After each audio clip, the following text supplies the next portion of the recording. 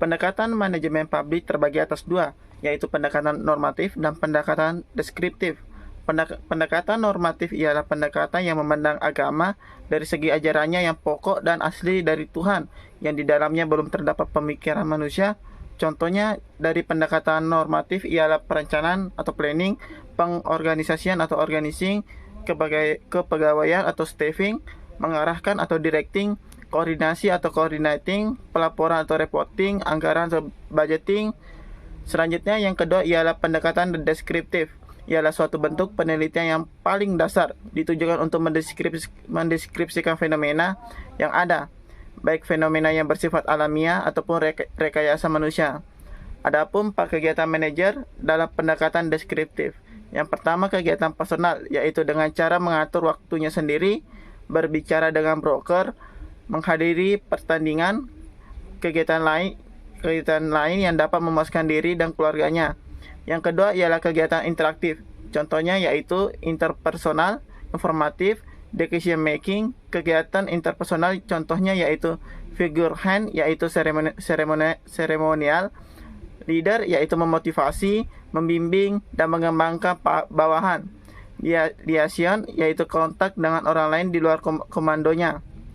Selanjutnya kegiatan informasional yaitu monitor, mencari informasi melalui media komunikasi. Diseminator yaitu menyebarluaskan informasi kepada bawahan.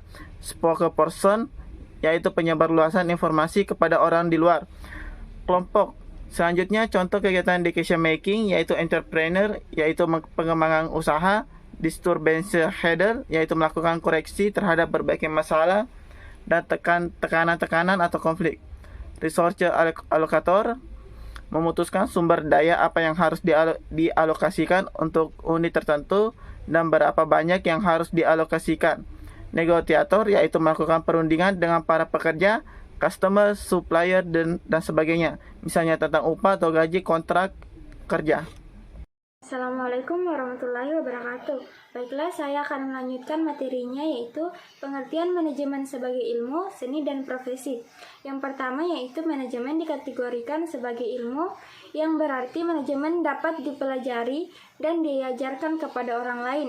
Oleh karena itu, manajemen dapat dikategorikan sebagai ilmu. Maka untuk meyakinkan hal tersebut lebih baik perlu mengetahui fungsi ilmu bagi manusia. Tentang fungsi ilmu atau teori bagi manusia, menurut Soehardi Sigit tahun 1984 dapat dijelaskan sebagai berikut. Yang pertama, supaya kita dapat mengerti atau to understand tentang suatu kejadian. Yang kedua, supaya kita dapat merangkum atau to explain tentang suatu kejadian. Yang ketiga, yaitu supaya kita dapat meramal atau to predict mengenai suatu kejadian di masa depan. Yang keempat yaitu supaya kita dapat mengendalikan atau to kontrol apabila benar-benar terjadi sesuatu. Yang kedua yaitu pengertian manajemen sebagai seni. Pengertian manajemen sebagai seni berarti bahwa dalam manajemen terdapat unsur-unsur bakat ataupun pembawaan atau talenta seseorang. Artinya, dalam manajemen, orang dapat mengatur, mengawasi, atau memimpin organisasi dengan karakter, sikap, dan jiwa kepemimpinan yang berbeda-beda pada setiap orang. Yang ketiga, yaitu pengertian manajemen sebagai profesi. Pengertian manajemen sebagai profesi adalah semua jenis kegiatan selalu harus dimanajemeni oleh semua orang sesuai dengan aturan yang jelas. Kegiatan manajemen mulai dari perusahaan, organisasi, dan untuk dirinya sendiri, baik sebagai kepala instansi, perusahaan, organisasi, dan lain sebagainya. Dalam buku yang berjudul Organization, Socialization, and the Professional of Management, karya dari Edgar Hastings, disebutkan karakteristik atau karakter yang bisa dijadikan suatu profesi, yaitu yang pertama, para profesional membuat keputusan atas dasar prinsip-prinsip umum yang berlaku dalam suatu situasi dan lingkungan. Yang kedua yaitu para profesional memperoleh sesuatu atau status dengan cara mencapai suatu standar profesi kerja tertentu. Yang ketiga yaitu para profesional harus ditentukan oleh suatu kode etik yang kuat. Sekian, Assalamualaikum warahmatullahi wabarakatuh. Baik, saya akan melanjutkan materi selanjutnya, yaitu manajemen publik yang tidak tepat sasaran. Manajemen tidak tepat sasaran merupakan manajemen yang saat mengelola atau mengatur kegiatan arah dan sasaran tujuannya tidak tepat sasaran. Dengan kata lain, kegiatan yang dilaksanakan tidak berjalan sesuai dengan aturan dan kegiatan yang direncanakan. Baik, dalam suatu manajemen publik yang tidak tepat sasaran, adapun contohnya yaitu seorang atasan yang memberikan sesuatu atau barang kepada bawahannya yang masih mampu karena adanya faktor kedekatan, padahal masih ada bawahannya yang tidak mampu yang sebenarnya lebih berhak menerima bantuan tersebut. Baik, adapun contoh lain dari manajemen publik yang tidak tepat sasaran yaitu dalam suatu perusahaan yang terdapat dalam organisasi yang lebih mementingkan golongan atas atau berada karena adanya akses kepada orang dalam perusahaan atau organisasi tersebut untuk menangani permasalahannya, sedangkan golongan bawah diabaikan dan tidak diperhatikan, padahal seharusnya dalam pelayanan publik yang disamaratakan agar tidak terjadi ketidakadilan. Baik, sedikit penjelasan mengenai materi manajemen dalam orientasi bisnis. Pada dasarnya lingkungan bisnis adalah nilai keseluruhan dari individu, institusi maupun kekuatan lain yang berasal dari luar kontrol perusahaan. Tapi perusahaan bisa bergantung pada mereka karena mereka sudah mampu mempengaruhi performa perusahaan dan berkelanjutan perusahaan. Contoh sederhananya, perubahan pajak yang dikeluarkan oleh pihak pemerintah berpotensi membuat pelanggan membeli produk dalam jumlah yang lebih sedikit daripada yang Anda jual. Dalam hal ini, bisnis harus menetapkan kembali harga jualnya agar bisa keluar dari masalah tersebut. Orientasi manajemen swasta. Asal mula manajerialisme yang bersumber dari lingkungan bisnis swasta melahirkan salah satu sumber kecaman. Sektor publik mungkin berkarakter sangat berbeda sehingga model-model manajemen sektor swasta menjadi tidak relevan untuk digeneralisir penerapannya pada sektor publik. Sebagai contoh, merubah fokus penerapan strategi-strategi, langkah-langkah yang saling terkait untuk menentukan sasaran-sasaran setting dengan program-program yang terancang untuk mempertemukan tujuan-tujuan. Perbaikan pelayanan publik dan prima merupakan tujuan setiap pemerintah daerah. Pemerintah daerah saat ini berlomba-lomba menerapkan dan memanfaatkan kemampuan teknologi informasi untuk dapat membantu mewujudkannya. Pemanfaatan teknologi informasi tersebut mencakup aktivitas yang saling berkaitan, yaitu pengolahan data, pengolahan informasi, dan sistem manajemen. Pelayanan publik yang prima bukan sekedar mengikuti tren global, melainkan diarahkan untuk mewujudkan good governance, yakni tata pemerintahan yang baik, transparansi, serta akuntabilitas dalam proses pemerintahan.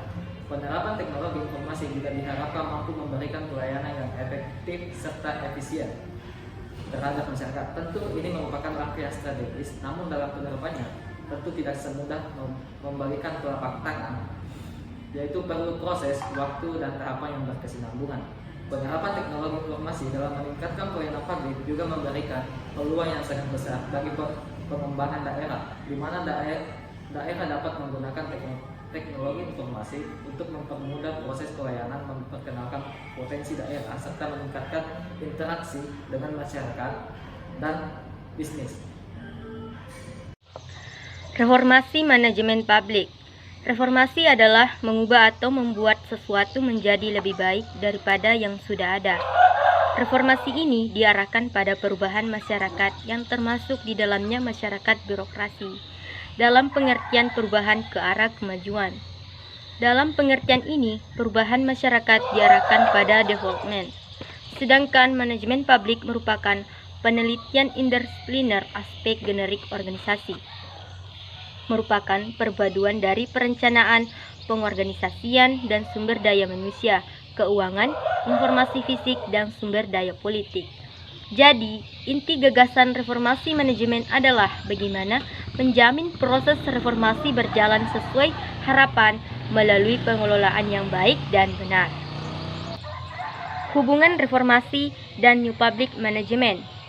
Reformasi manajemen sektor publik terkait dengan perlunya digunakan model manajemen pemerintahan yang baru yang sesuai dengan perubahan dan tuntutan zaman. Model manajemen baru ini kerap dikenal sebagai era New Public Management. Pada awalnya, manajemen pemerintah dikenal sangat birokratis. Masyarakat memandang birokrasi sebagai salah satu penyebab terjadinya inefisiensi, terhambatnya pembangunan. Birokrasi dinilai bukan sebagai fasilitator pembangunan. Berdasarkan hal tersebut, mulai pertengahan tahun 1980-an telah terjadi perubahan manajemen sektor publik yang cukup drastis dari sistem manajemen tradisional yang terkesan kaku, birokratis, dan hierarkis menjadi model manajemen sektor publik yang fleksibel dan lebih mengakomodasi pasar. Perubahan tersebut bukan sekadar perubahan kecil dan sederhana. Perubahan tersebut telah mengubah peran pemerintah, terutama dalam hal hubungan antara pemerintahan dengan masyarakat. Reformasi birokrasi yang bertujuan untuk 1. Memperbaiki kinerja birokrasi agar lebih efektif dan efisien. 2. Terciptanya birokrasi yang lebih profesional, netral, demokratis, mandiri, serta memiliki integritas dan kompetensi dalam melaksanakan tugas dan tanggung jawabnya selaku abdi masyarakat dan abdi negara. 3. Pemerintahan yang bersih. 4. Meningkatkan kualitas pelayanan terhadap masyarakat. 5. Bebas KKN.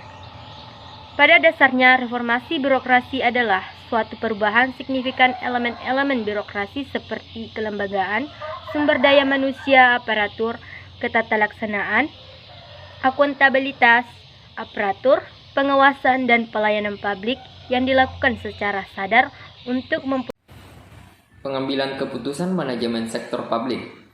Terdapat beberapa jenis keputusan dalam proses pengambilan keputusan. Berdasarkan keputusan yang harus diambil oleh level manajemen di organisasi, jenis keputusan terdiri atas keputusan strategis, keputusan taktis, dan keputusan operasional. Berdasarkan terjadinya pemecahan masalah, jenis keputusan yang biasa muncul adalah 1. Keputusan terprogram, kemudian keputusan tidak terprogram, dan keputusan tidak terstruktur. Tahap-tahap proses pengambilan keputusan adalah penentuan masalah, identifikasi alternatif pemecahan masalah, mengumpulkan informasi, dan pembuatan keputusan.